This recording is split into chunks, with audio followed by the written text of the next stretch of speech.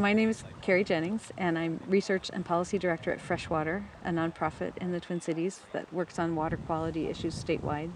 And I also teach at the University of Minnesota. I'm adjunct faculty in Earth and Environmental Sciences.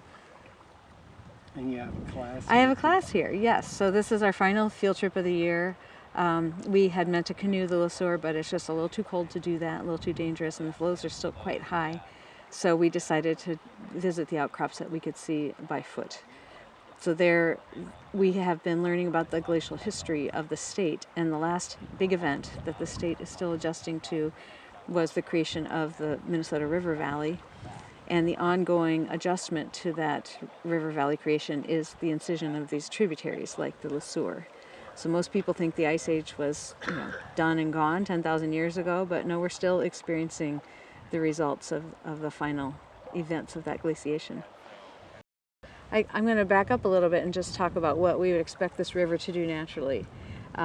We're just a few miles upstream of the mouth of the LeSueur where it enters the Minnesota River Valley, and that's an elevation change of a couple hundred feet.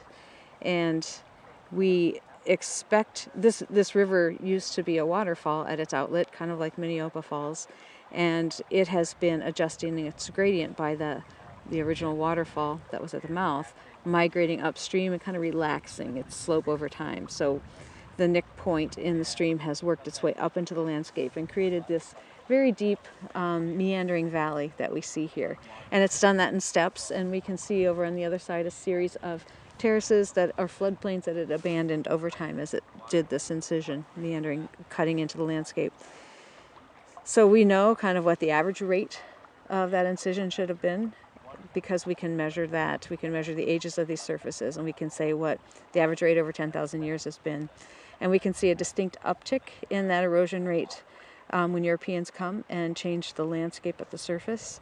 And then we see another really large increase in the rate of incision of this landscape in the last decade or two. And it has more to do with the combination of changing climate precipitation regimes, but also changing agricultural practices and drainage of the landscape.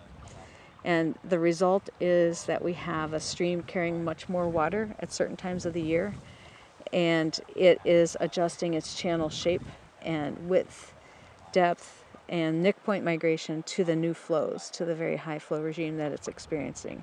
And normally we would think that's happening in May, June, I would say. Those would be the peak flows. This has been a weird year where it's just not stopped raining, and we're still seeing very, very high flows here in the beginning of November. And active erosion probably still happening. Well, that erosion, it seems like the river is not just water, but it's also carrying sediment and certain chemicals. Could you talk about what this water has and where it's going? Yeah, I mean, normally, this water has a bed load of sand primarily. We see a lot of pebbles on the surface of these bars, but the bed load should be sand, and occasional trees will fall into the river naturally. But what's unnatural is kind of the amount of sand moving through the system and the size and shape of the bars. It looks like the river is widening in such a way that the stream can't carry all the sediment away anymore. It's building this mid-channel bar. The other thing that this river is carrying that it, of course, never used to are the chemicals that go on agricultural land. And those come through the tile system really easily, the ones that dissolve. So dissolve phosphorus and nitrogen can easily just enter the shallow water under the crop and head out the tile system and into the LeSueur River. And the Pollution Control Agency published a report on surface waters and nitrogen, and they said the tile system in the Minnesota River Basin is the largest source of nitrogen leaving the state. So it's basically excess nitrogen that the crops can't use. The crops we have chosen to grow are kind of leaky systems for nitrogen. And I've seen farmers in my area, in the Northfield area, applying their anhydrous ammonia now after they've taken their soybeans off. And there won't be a crop on that ground until next spring. And that just allows that nitrogen to kind of be lost to the atmosphere and to the water.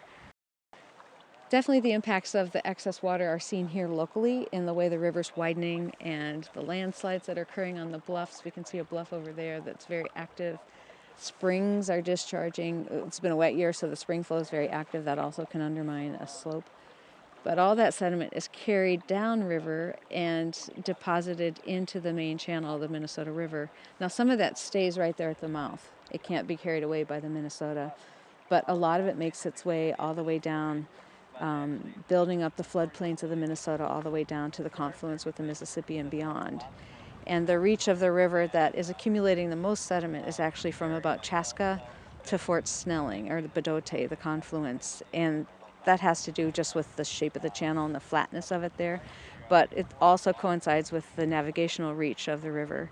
And the Lower Minnesota River Watershed District has been facing the challenge of removing that sediment from the navigation channels and the slips to the ports in Chaska and Shakopee.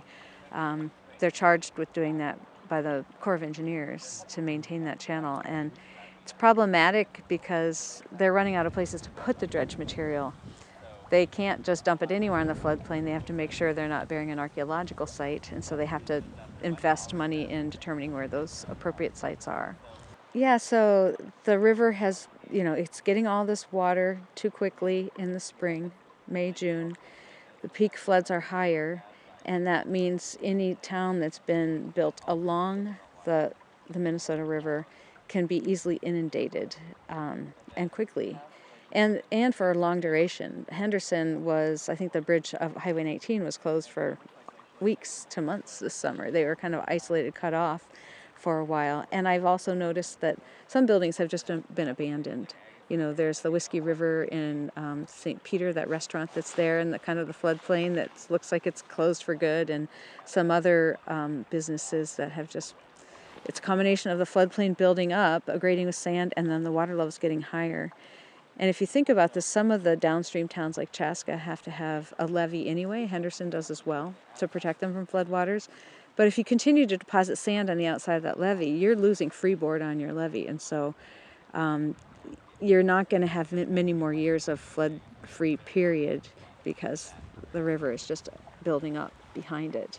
They're raising the I-35 bridge over the Minnesota River in part for this reason. The people I know at the Lower Minnesota River Watershed District think they've gained 50 years on that. So they could have probably gone a little higher. Yeah. It does almost seem like a necessity, especially if we're facing increased precipitation, which is what the climate models suggest, that these wet years are going to be the new norm.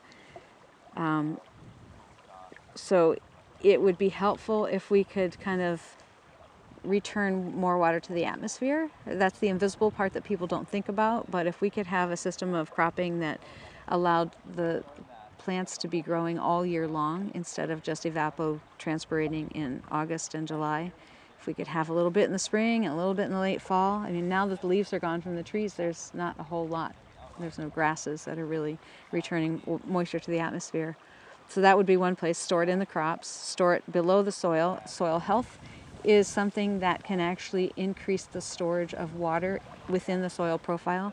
As you develop more organic material, you can actually hold more water, you can infiltrate more water, and people are doing that for their own reasons because it also helps their crops. So that's a kind of a win-win for us.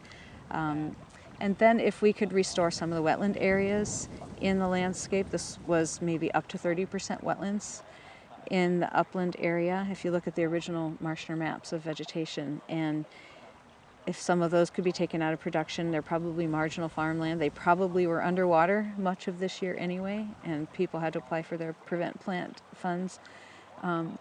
Ideally, that could happen.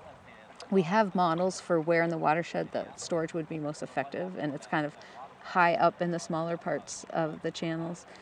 And some people propose in-channel storage or side-channel storage, small check dams. That kind of raises questions about the ecology and fish passage and other things, but we kind of need a multi-pronged approach to be able to address this. And it is something I think the state should invest in because they're paying for the consequences of the high nitrogen, high phosphorus loads in every water body downstream of here. They're paying for the extra dredging, they're paying for the closures of roads and parks.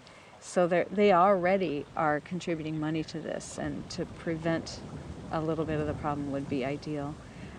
If we could return to a more kind of stable system, stable cropping pattern that wouldn't require farmers to get into the fields, in the spring or the fall, crops that don't require the drainage, that would be the ideal. Nobody's saying return to prairie and buffaloes and wetlands. People do need to make a living on this land, and they might need some assistance to make the conversion to better practices for water. But we're all paying for the water quality problems.